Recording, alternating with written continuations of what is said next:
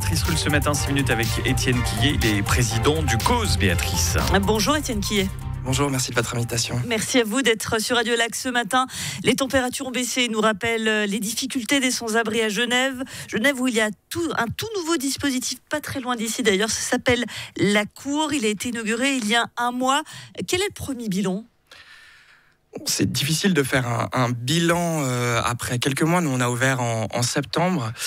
Le premier bilan qu'on fait, c'est que le dispositif est complet.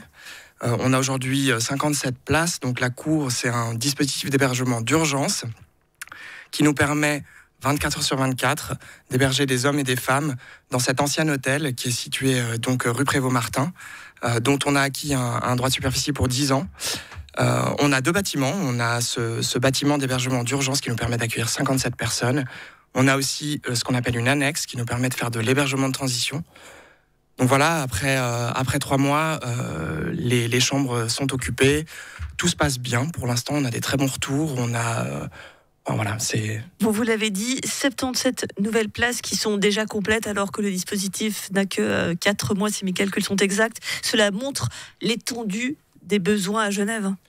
Oui, les besoins sont vraiment très importants. Alors ça, c'est vraiment pas quelque chose qui est nouveau.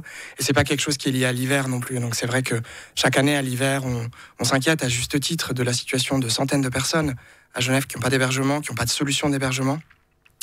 On a aujourd'hui au global, là je vais un petit peu au-delà de ce qu'on fait au COSE, environ 500 places qu'on met dans ce grand chapeau de l'hébergement d'urgence. 500 places, c'est à la fois beaucoup, c'est 500 places à l'année, c'est beaucoup plus qu'il y a 4 ans, et c'est à la fois malheureusement beaucoup trop peu. On a beaucoup de mal aujourd'hui à avoir une estimation très précise du nombre de personnes qui dorment aujourd'hui dehors ou qui dorment dans leur voiture ou dans des hébergements de fortune. Ce qu'on sait, c'est qu'il y a 3 ans, on estimait ce chiffre à environ 730 personnes, mais c'était il y a 3 ans, c'était en plein Covid, avec un contexte migratoire assez fermé, assez restrictif qu'on connaît. Et aujourd'hui, on n'a pas vraiment de chiffres actualisés, mais ce qu'on sait, ce qu'on constate au quotidien, ce que beaucoup de structures, beaucoup d'associations constatent, c'est qu'il y a beaucoup de personnes qui aujourd'hui n'arrivent pas à trouver de place d'hébergement. Cela veut donc dire qu'au minimum, il manque 200 places d'hébergement d'urgence à Genève. C'est quand même colossal. Oui, alors comme je vous disais, c'est vraiment difficile. On pourrait dire, si on se basait sur ces chiffres-là, 200 places, effectivement, et c'est beaucoup, mais c'est probablement beaucoup plus. Et la difficulté aussi, c'est que dans ces 500 places, dans ces 200 places, il y a vraiment plein de situations différentes. C'est ça qu'il faut aussi comprendre. Une personne sans abri, au final, ça ne veut pas dire grand-chose. Il y a beaucoup de personnes qui sont en difficulté, qui n'ont pas de logement, qui ont des situations extrêmement différentes, qui peuvent avoir des droits, ne pas avoir droit sur le territoire. On peut avoir des hommes, des femmes, seuls, avec des familles, des personnes qui ont des problèmes somatiques, des personnes qui ont des problématiques psychiques.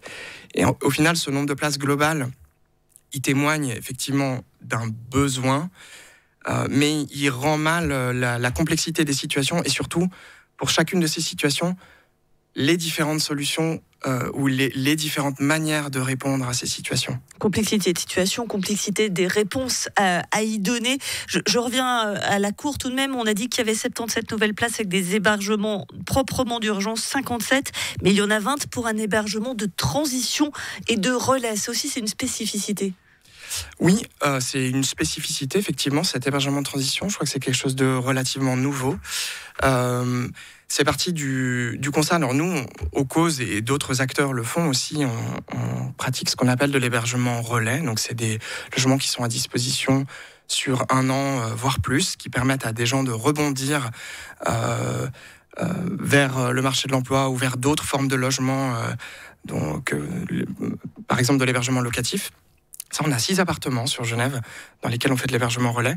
Et là, on a vraiment souhaité de faire de l'hébergement de transition. Alors, c'est une petite nuance. C'est des logements qui s'adressent vraiment à des travailleurs, des travailleuses précaires qui disposent d'un certain revenu, mais qui n'est pas suffisant pour trouver un logement aujourd'hui dans le parc locatif à Genève avec les loyers qui sont très élevés comme on les connaît pendant un temps et qui leur permettent du coup de pouvoir se stabiliser notamment dans une activité professionnelle. Ce qui est terrible, c'est que ce que vous êtes en train de nous dire, c'est que l'on peut travailler à Genève, on peut gagner sa vie, peut-être pas très bien, mais on peut gagner sa vie et ne pas pouvoir se loger.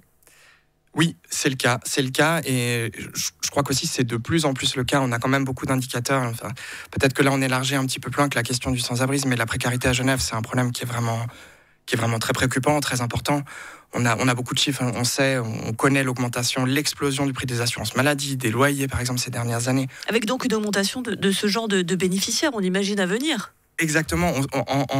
En 2016, et avec des chiffres confirmés en 2023 par l'Office des statistiques, on avait 19% de personnes sur le territoire du canton de Genève à risque de pauvreté, selon le Conseil d'État. Donc c'est colossal et on n'inclut pas les personnes... Risque de pauvreté, c'est-à-dire en chiffres c'est-à-dire combien on doit gagner, je sais pas, c'est parce qu'on a du mal à juger de ce qu'est être pauvre. Ouais, c'est pas qu'une estimation de revenus, c'est une balance de tout un tas de paramètres qui permet d'arriver à ce chiffre pour l'Office des statistiques. Mais c'est vrai que c'est très préoccupant, ça inclut pas d'ailleurs les personnes qui n'ont pas de droit sur le territoire. Et c'est vrai qu'on peut légitimement, quand on voit la surcharge à laquelle font face nombre d'associations, de structures d'hébergement, de structures d'accueil de jour, d'épiceries solidaires, de structures qui fournissent aussi des prestations alimentaires, on peut que s'inquiéter sur la précarité qui grandit d'aujourd'hui et qui sera probablement la pauvreté de demain si on continue dans cette direction-là. L'appel est lancé. Merci beaucoup Étienne Quillet, président du COS, le collectif d'associations pour le logement social. Et très belle fête de fin d'année à vous.